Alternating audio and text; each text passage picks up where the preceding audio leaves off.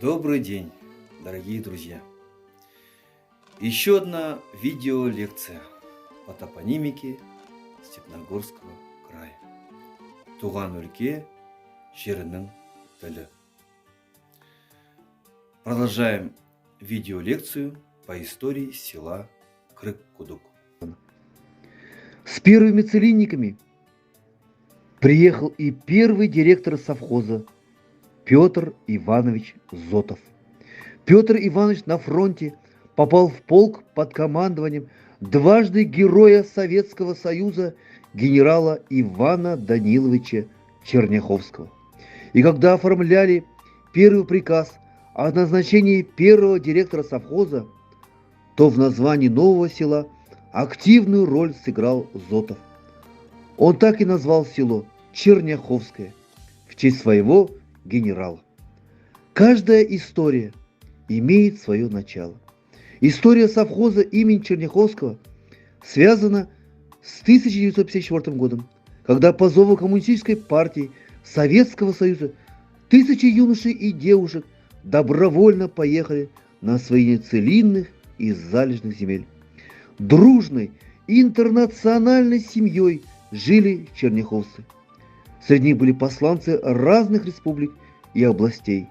Зайцев из Иваново, Белышева из Удмуртии, Шалагина из Красноярского края. Начинались с землянок и палаток. Одна из основных отраслей села в 1954 году было зерно. В 1955 году зерно и молоко.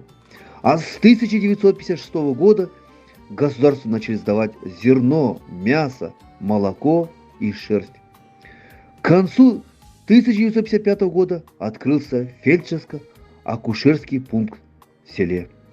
Село Черняховское Сталинского района существовало с 1954 года по 1961 год. В 1961 году по 1963 год район переименовали в Ленинский. В 1963 по 1973 год Алексеевский. А в 1974 по 1997 год Селетинский. А с 1997 года октября месяца район переименован в Акульский. В 1956 году открылась первая школа. Коллектив учителей составляли тогда 2 человека. Это Кудрины Сергей Николаевич и Вера Петровна. Он тогда был директором школы. Первый состав учащихся 18 человек. На месте бывшей школы сейчас находится центральная контора, акимат села. 1 сентября 1973 года открыла свои двери новая двухэтажная школа. В совхозе имени Черняховского переступили порог школы около 300 учащихся. Уже в 1974 году в мае месяце был первый выпуск. 34 учащихся провожали в большую жизнь. Школа жила и славила своими выпускниками. В 1979 году был организован школьный музей. В 2001 году были получены компьютеры нового поколения. В 1990 году открыт первый казахский класс. В 1997 году состоялось открытие при школе группы детского сада «Малышкина школа». В связи с реорганизацией и распадом совхоза многие пенсионеры уехали в город. Но с 1992 года население увеличилось.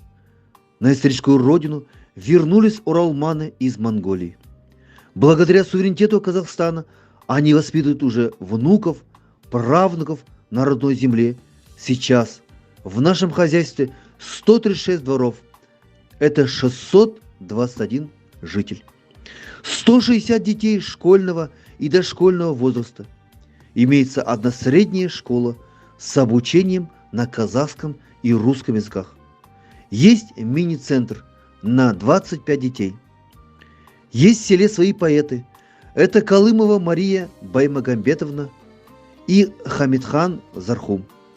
Почетными гражданами села являются ветеран Великой Отечественной войны Анна Михайловна Кочкомазова, казак Иванова Валентина Васильевна пережила блокадные дни Ленинграда.